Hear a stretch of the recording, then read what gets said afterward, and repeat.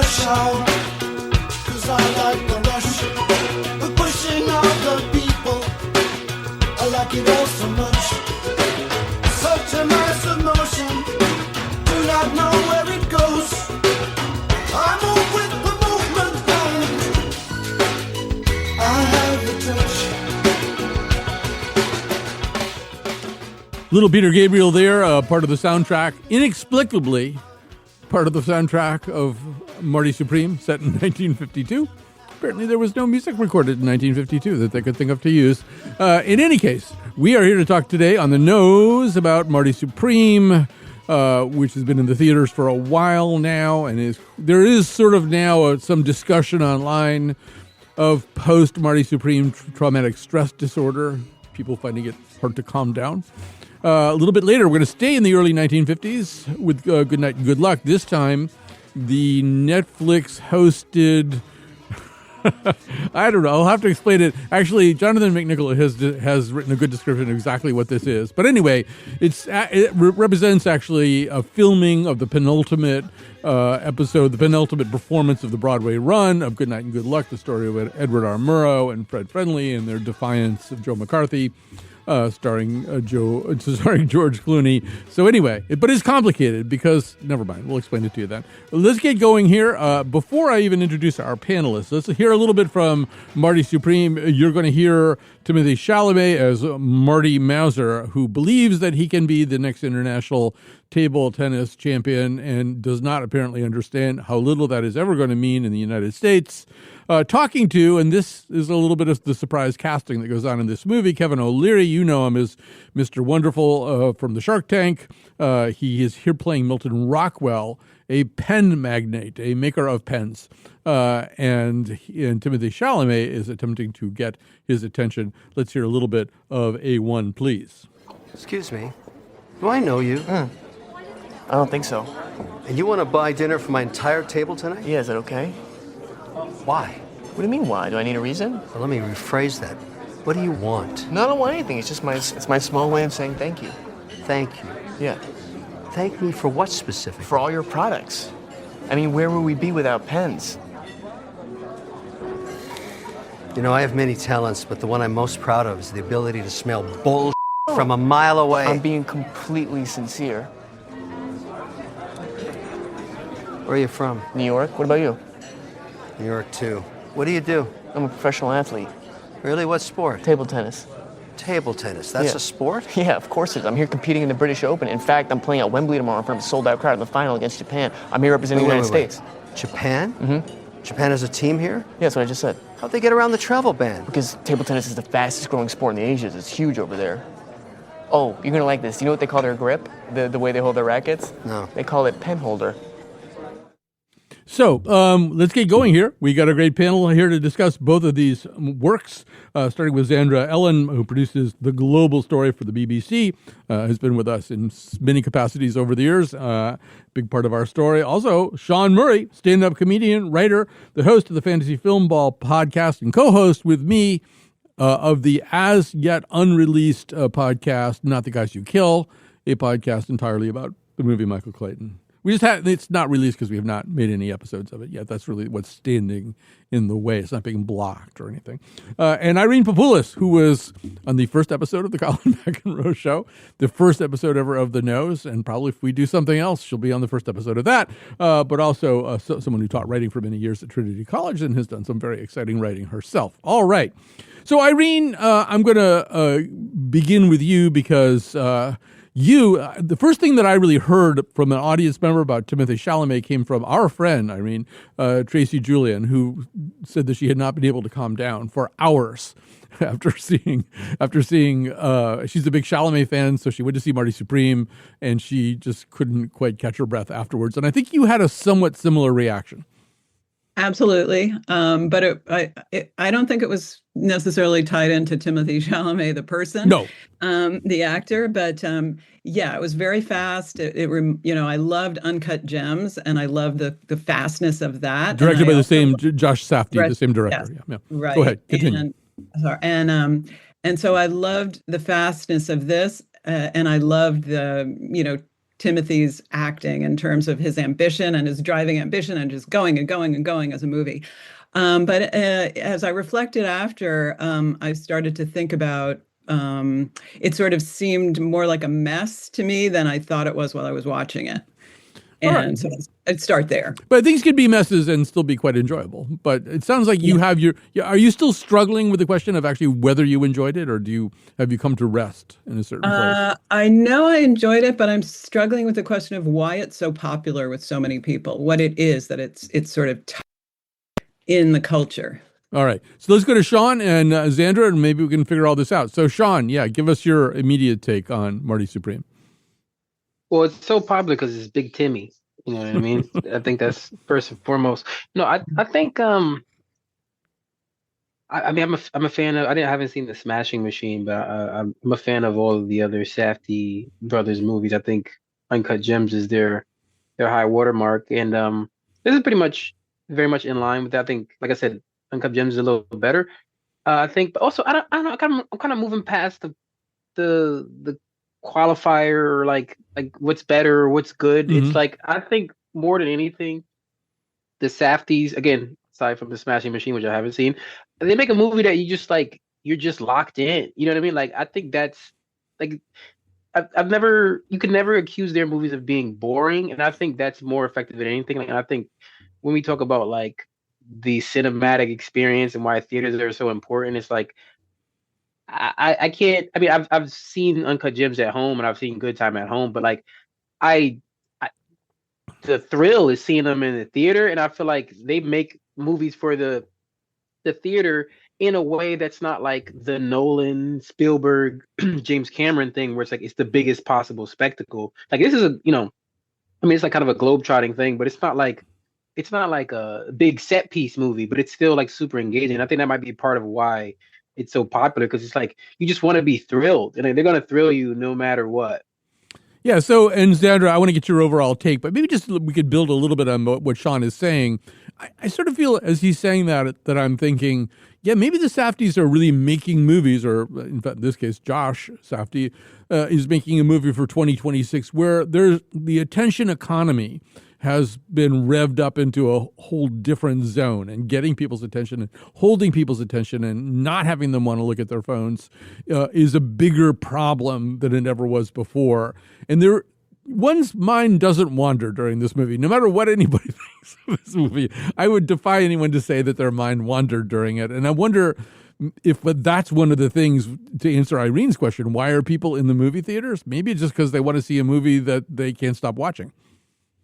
Yeah, absolutely. I think what Irene was saying really resonates with me, that when you're in the theater watching that movie, you are so locked in, and you leave and you're buzzing and you're like, wow, that was amazing. And then the more you think about it, the less you like it. I've had that conversation with multiple people in my life. But I also think, to your point of like, they're creating a film for the attention economy, they are also like creating, and we can talk a little more about this, they're creating a conversation around the movie that you want to be a part of. They've made a movie that's cool. They've made a movie that you want to say that you've seen.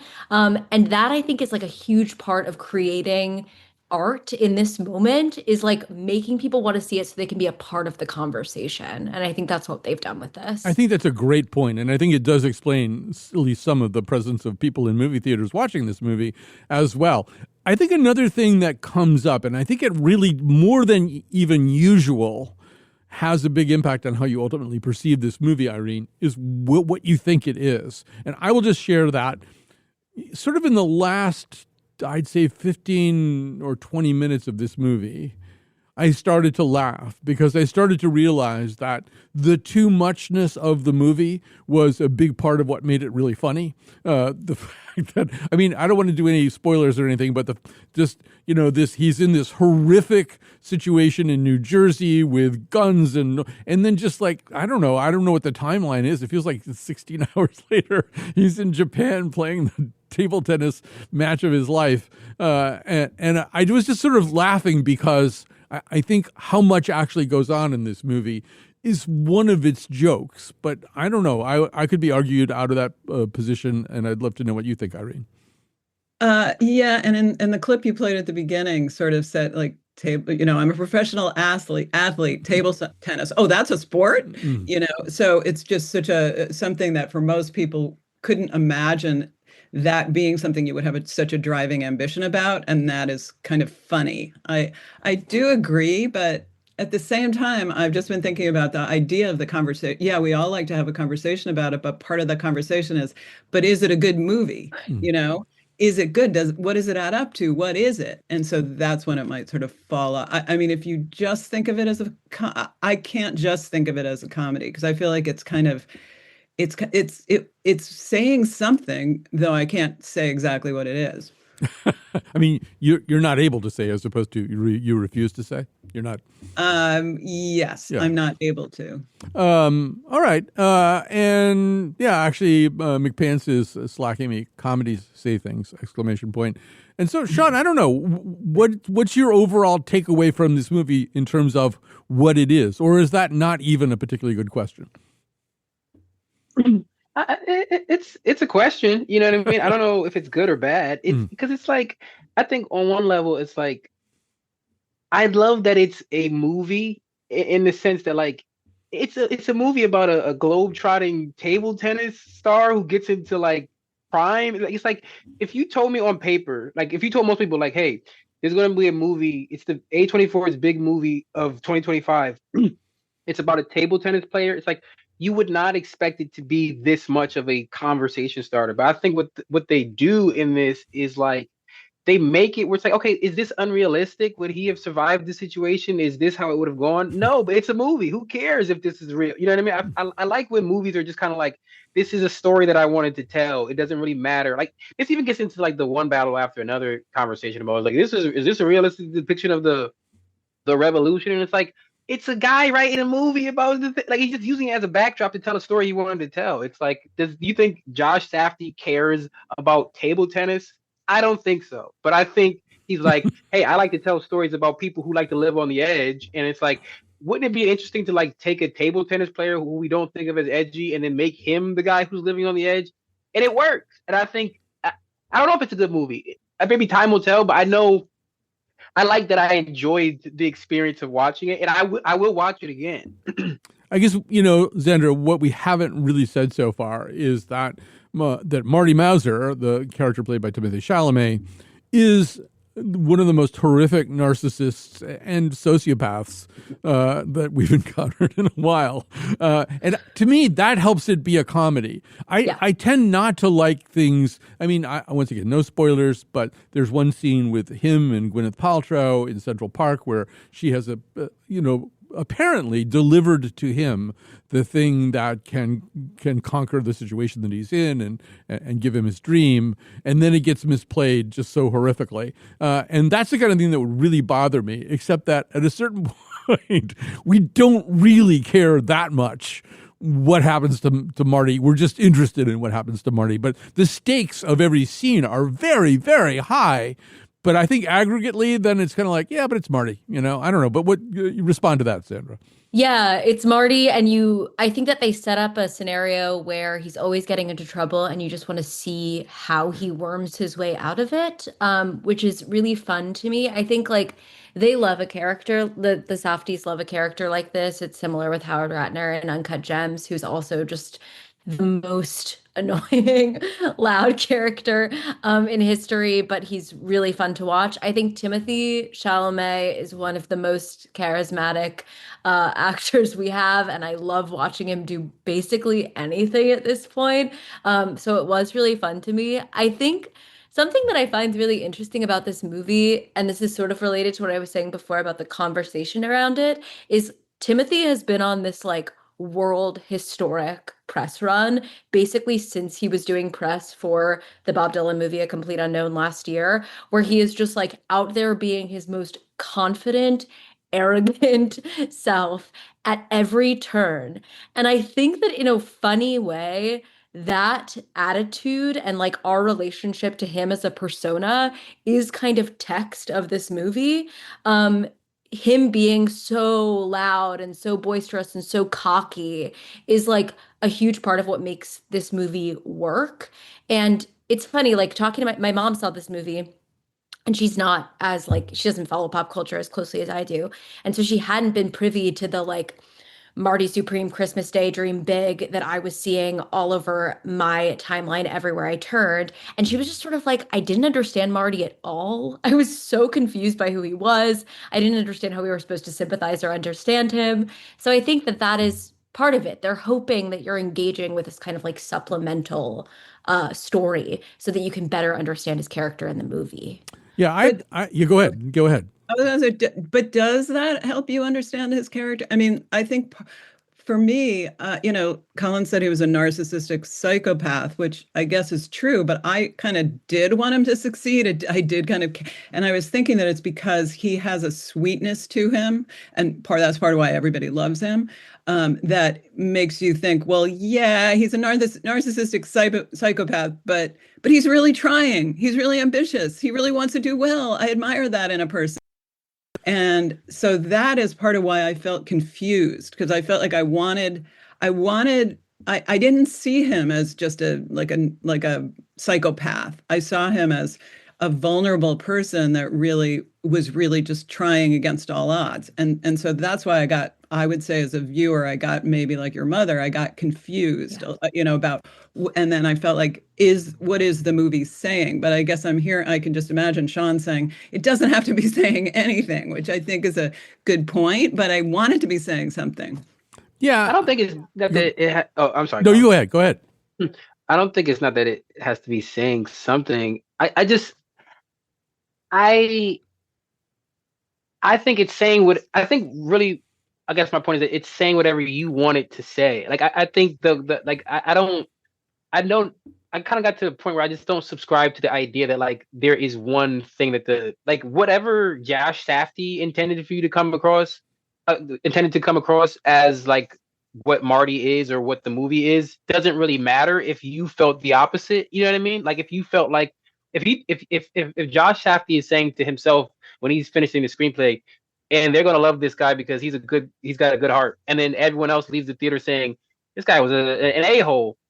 I don't think they're wrong. You know what I mean? Because that's your experience with it. So it's like Irene's your experience, like you still don't even know what it was, and I think that's an answer too. It's like I think that's kind of what is interesting about these characters in these Safdie movies, that they are complex. Like Howard and Uncut Gems is like, he sucks. He's a terrible guy, but you also you are rooting for him because you see where it's coming from. He's doing this like he has an addiction, but also he's coming from a place where he's like, you want to see a guy just beat the odds. You want to see a kid who plays table tennis. You want to see if he actually does become like this big time superstar that he believes he can be, because like we know that's just completely unrealistic. We know we live in a world where like name a table tennis player other than Marty Mauser. You can't do it because they don't exist, because it's not a real thing. But like, if you want to believe that he was going to this is going to be a movie where like it's an alternate history where table tennis becomes the biggest thing in the world because of this guy's pure charisma. All right. So did you feel satisfied by it? Did you feel satisfied, Shawn, by, because I feel like there should be some kind of coherence though, or some. I mean, did you feel satisfied? I felt satisfied up until the very last scene, and I can't speak on it but I just feel like this scene, they didn't like stick the landing specifically, but I loved everything else. Then I was like, what does that even mean? But I can't really talk about it. I'm sorry. No, we can't. Although one thing that I would say that might resonate with you guys, and I don't think it spoils anything. The last scene reminded me a little bit of the last scene of The Graduate, when Dustin Hoffman and Catherine Ross are on the bus. He's just stampeded into her wedding and hijacked the bride, and they're sort of smiling, excitedly at each other. But the truth is they have nothing to say and they have no prospects. And it's unclear to me that, it's sort of sweet looking, but then you think, well, but maybe not all that promising. I don't think this is going to work out very well at all. And there's the whole other part of the baggage that he's been having sex with her mother a lot. You just sort of think, this is probably not going to work. But it's sweet in a moment. Anyway, I don't want to run out of time here. And Xandra, one of the things I think that you were kind of alluding to in terms of the run-up and what's been done to make this movie rather unusual, some of it is just the wacky casting approach. It's not just Kevin O'Leary, who I think we can agree, I don't think I would like him if I knew him, but he's really, really good. He has big scenes, and I think he plays them very, very well for somebody who doesn't have much background here. But we've got Xandra Bernhardt and obviously Gwyneth Paltrow and Fran Drescher. The director, Abel Ferreira, has a pretty big part in this movie, and he's great in it. Great. The literary nonfiction writer Pico Iyer also has a very big part in this movie. Penn Jillette, David Mamet, Isaac, I think you say Mizrahi, Philippe Petit, the tightrope walker, Tyler, the creator, has a pretty big size role. Great in it. And this probably didn't resonate so much with you, Xandra, but George Gervin, the Iceman from the ABA and the NBA. That was so cool. Yeah, was also. I like. What's he even doing in this movie? How did you even know where George Gervin lived to find him to ask him to do this? But Xandra, say a little bit about this. There's something about all that says to me, oh, well, this is really not your typical movie anyway. I mean, we're going to just do stuff that we want to do without worrying too much whether it fits any mold.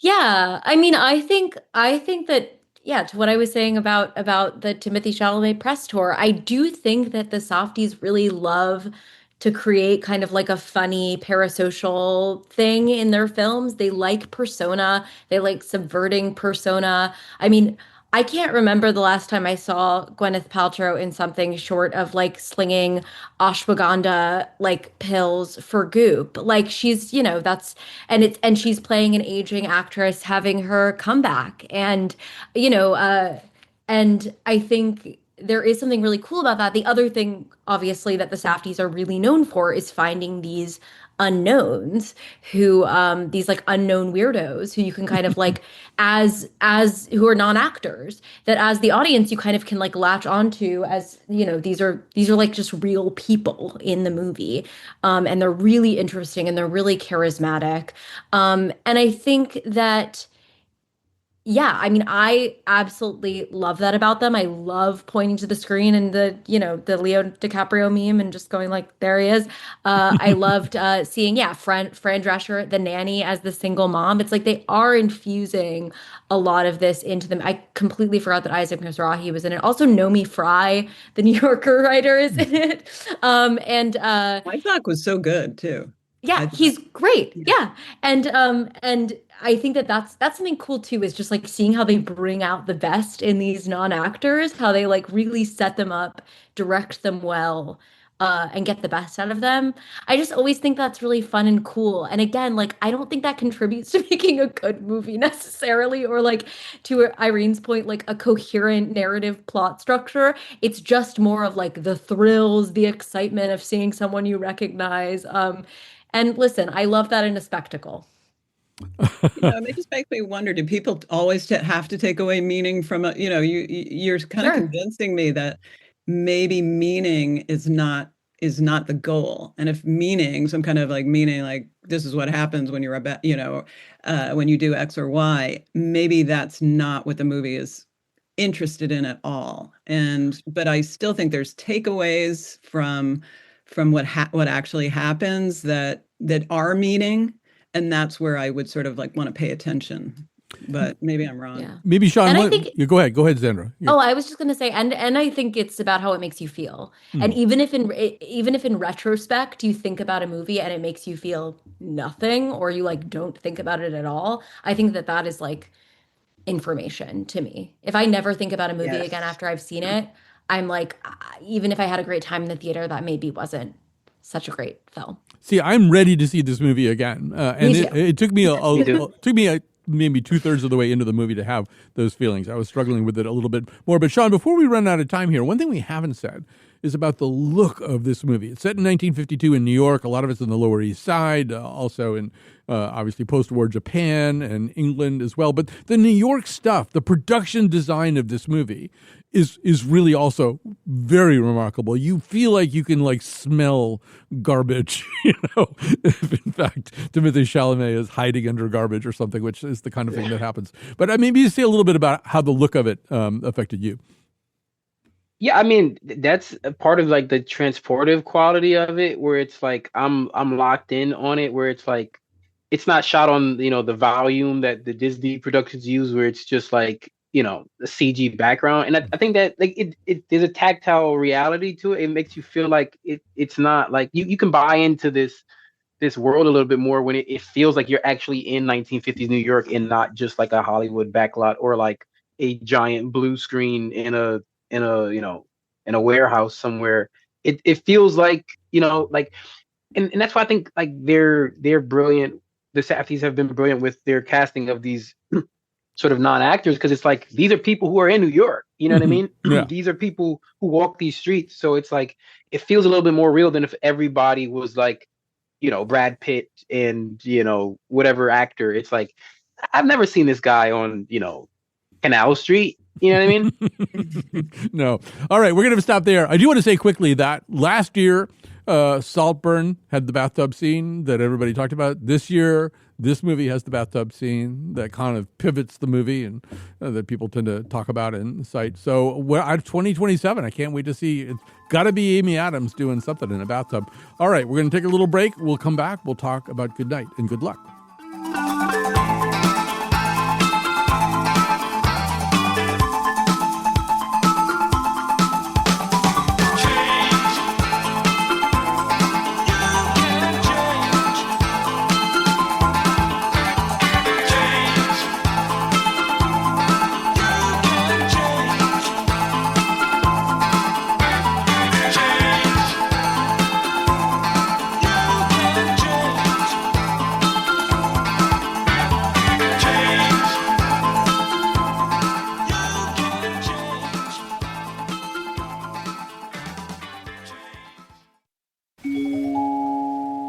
When I fall in love, it will be forever, or I'll never fall in love.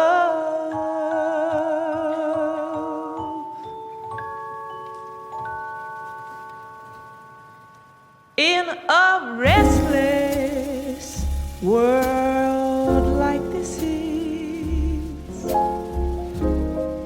love is ended before it's begun, and too many. It hurts me to fade that. That's Georgia Hears. She plays the character Ella. I think you could probably fill in that blank. And Ella sings with a little jazz combo in between scenes. In Good Night and Good Luck. This is, okay, so McNichol has boiled it all down. What this is, it's on Netflix right now. It's a recorded version of a live TV broadcast, it was on CNN, of a play based on a movie about the production of a live TV broadcast back in, I guess, 1954. So that's all very complicated. The name that dominates the whole conversation is George Clooney. He directed the original movie of Good Night and Good Luck. He has taken over the role of Edward R. Murrow from David Strathairn. So this is actually a recording of the penultimate performance of this show on Broadway. I believe it was on June 7th of last year. And it's now available for you to watch on Netflix. And we can talk a little bit about how that does or does not work. Once again, want to remind you who's on the panel today. Irene Papoulis, Xandra Ellin, and Shawn Murray all with us. And so, Xandra, maybe you could just sort of get us going here. This is a complicated thing. A lot of us have seen the original movie. But it's been a while, and some of us are old enough to remember not exactly this moment, but moments like it. As a young person, I don't know, how well did this work for you? I thought that the story was really great. I had never seen the movie, but it's very much my cup of tea. I love stuff like this. I love a little high pressure newsroom scenario. So as far as like a story, it really worked for me. I thought that the script was really great. As far as watching a stage production on TV, have some issues there. But generally speaking, I thought it was really effective. I make a daily news show, full disclosure, and And I had kind of a stressful week, and I was sort of like, wow, how lovely to see that it could be so much worse. So that was cool. We should say it. This is all it takes place during. It's just sort of right on the hinge of the Army McCarthy hearings, but it is during the Red Scare that was led for a while by Joe McCarthy, and it sort of splices in actual black and white footage of some of the people, including McCarthy, who are mentioned on the show or who are the subjects of the news reporting being done by CBS at that time. And so, Shawn, there is a problem here, and Xandra just alluded to it, and that is you're shooting the stage, basically. I mean, there's a little bit of zooming, I think, that goes on, but you're shooting the stage. And David Cromer, who directed the Broadway production, is kind of the director you want to have on a project like this. His mind just works incredibly well in terms of solving problems. But those solutions exist on stage, and you're really impressed watching those problems get solved in exciting ways on stage. Pointing a camera at it and putting it up on Netflix, it seems like a slightly different bargain. And I'm wondering how it worked for you. It actually worked for me more than I would have expected, considering it's not like Hamilton, where it's like at least they're like big numbers that are exciting and like someone's, jumping around talking about, 1776 or whatever. But I think it works because like it's blocked so well. Like maybe just as a film lover, like cinephile in me, like it's like I love how it's blocked. I love how like when they do the actual brilliant thing of kind of having like when Clooney is doing direct to camera, the news as Edward Murrow, they'll have him on a giant screen on the stage, so it's like picture in picture sort of deal. I think it's a really good, effective way. It's like they were shooting it with. It's like they were framing it that way with the knowledge that they were going to do it for a broadcast anyway. Like again, you kind of like limited by the fact that it's a play, so it's like it's not going to be that visually exciting. But also, I think the people who are going to watch this were going to watch this anyway. You know what I mean? Like like the people who were like, I couldn't catch it on Broadway, I'll try to watch it on CNN or Netflix, or weren't expecting it to be Spielberg's camera whipping around. So I think it works, but it's also like if somebody my age were to say I'm not watching this boring nonsense because nothing's happening, I'm like, yeah, I get it. Like, why would you want to watch a play on your laptop? All right. So before we go to Irene on this, let's let you hear a little bit of what it sounds like. You're going to hear Paul Gross playing William F. Paley, the head of CBS, George Clooney as Edward R. Murrow, the legendary correspondent and host, and Glenn Fleshler playing Fred Friendly, producer, director, lots of other things as well of the news on CBS and elsewhere in his career. So let's hear a little bit of B1. I'm just making sure we identify what it is you're both doing. I can't find any justification for this. I can't accept that on every story there are two equal and logical sides. You want to call that editorializing? We'll give them equal time. It is editorializing, period. Look, you understand the position you're putting us in. We're all in it together. If the Senate or the Air Force asks for Alfred, do me time, this of course we'll favor. abide. Avoid any speeches about how we're all in a big boat together. Please don't insult me. Look, I have to go back to Alcoa, who sponsors your show and also has military contracts, and I gotta tell them they might get caught in a tough bind because you had a beef with Joe McCarthy. We're not going at Joe McCarthy. Well, you're starting a goddamn fire. I know what this is, Ed. You guaranteed me. This goes back to Hear It Now. You guaranteed that corporate would have no influence over news content. What I'm saying is, please don't try to con me into thinking this will be good for me. All right, so Irene, there's so many places we could go with this, but maybe we want to talk a little bit also about how current a lot of this stuff from 1954 feels. This whole question of journalism standing up to somebody very powerful, somebody very good at demagoguery. There's kind of a through line here in the sense that McCarthy is being coached by Roy Cohn, the person who also coached Trump and really helped Trump create some of the aggressive attack mechanisms that he still uses today. I don't know. Just maybe talk about the 2026 vibrations that you might be feeling from this work. Oh, really? You think there are some? I mean, I think it's impossible, absolutely impossible to watch it in 2026 without thinking that it's also about us. And also thinking that, wow, there was another time, if one didn't know, in United States history where government officials were hounding and destroying lives of people in their name, and that's happening now. We thought it was never going to happen again, I think, after the 50s, after McCarthy. But here we are here, and the idea of what it means to fight back is really interesting. And I think it almost seems like overly romantic to think, well, you can fight back, but you can fight back, and people should. And so that's certainly what I think the play, the movie, is talking about. Yeah, and I just want to quickly say about this too, that first of all, I had a little insight that I probably am the last person to figure this out, but there's a way in which Clooney really is more and more of the next Robert Redford. And I mean, in very specific ways. Robert Redford, of course, played Bob Woodward in All the President's Men, which is, as somebody who has spent his life in journalism, there's certain movies you watch just sort of pep you up a little bit, make you, whether it's that or Spotlight or whatever. It's like, okay, yeah, we can do this, and they did that, and so we can do that too. And, and Redford went from being this very handsome leading man to a guy who really started to direct very interesting movies, and Clooney, I think, has attempted to do that as well, and with some success. I just kind of, interested in the way he has positioned himself. And Xandra, that I know there's sort of certain things that we can't talk to you about because you actually are involved in the news business as well. But the Clooney part of it is really interesting, right? I mean, it's an ensemble piece. There are usually a lot of people on stage, but boy, is it ever a Clooney thing too.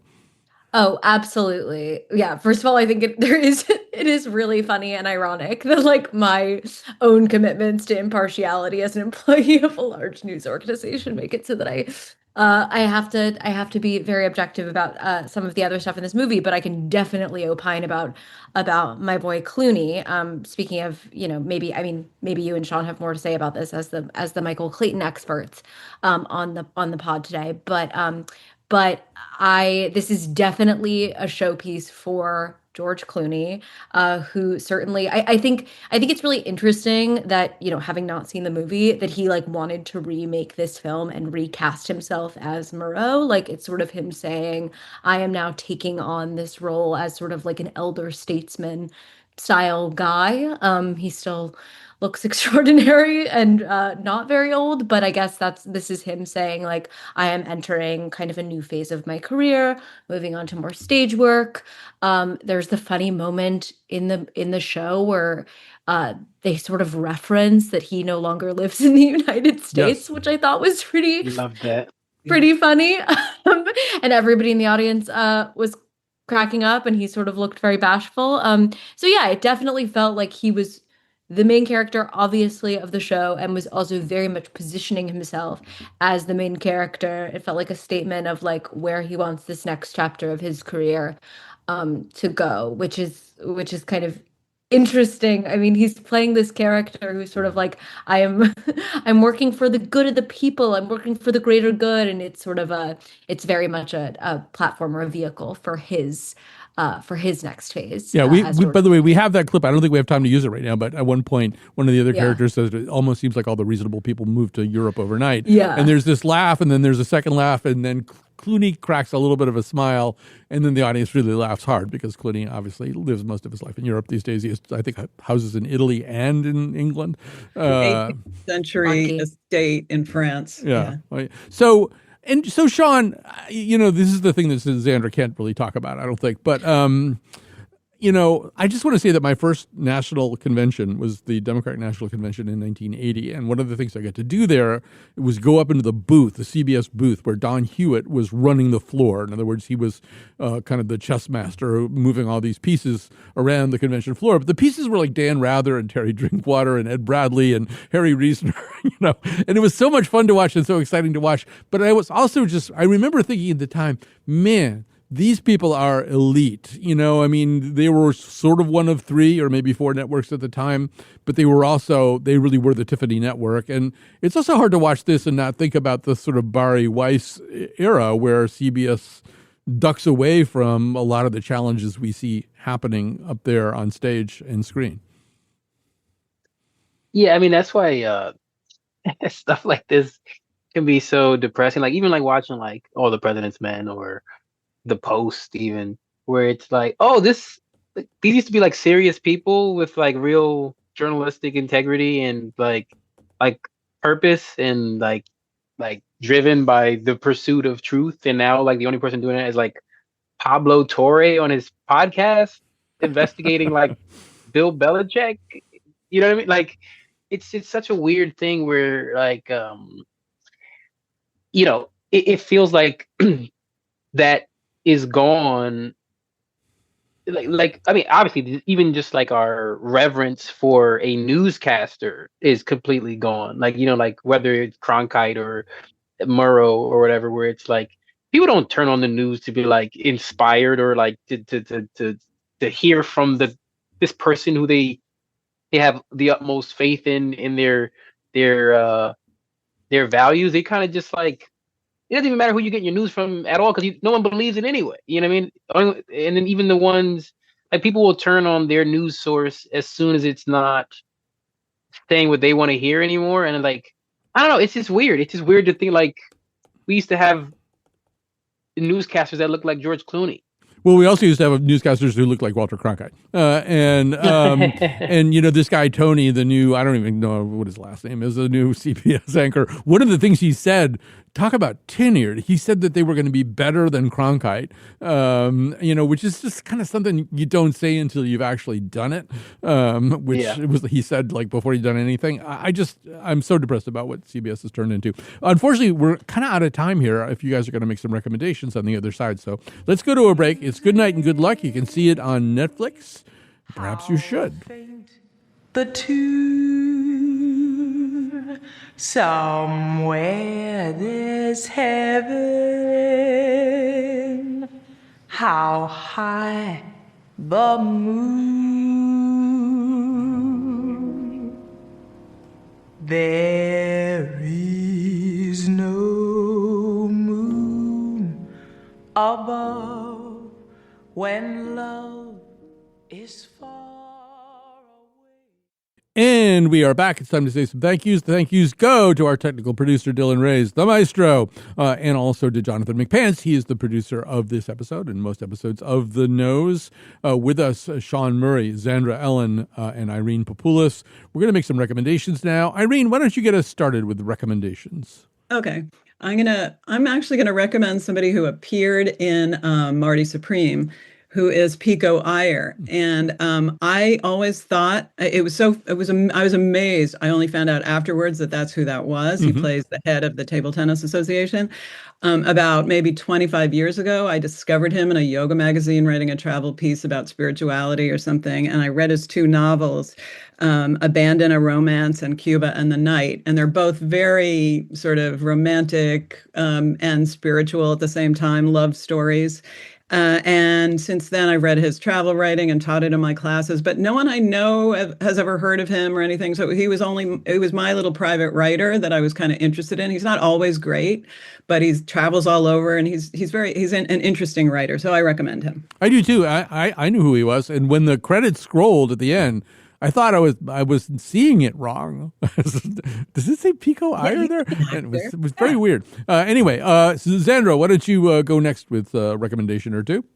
Sure. I've had a very strange start to the year, and I've been really reflecting on a core piece of kind of nostalgia media for me, which is America's Next Top Model, which unfortunately is extraordinarily foundational to the way that I understand womanhood. And there is a new podcast out called The Curse of America's Next Top Model, hosted by a former colleague of mine named Bridget Armstrong, which is remarkable, that kind of goes through all of the different twists and turns of the series, how problematic it is, how insane it was, how exploitative it was.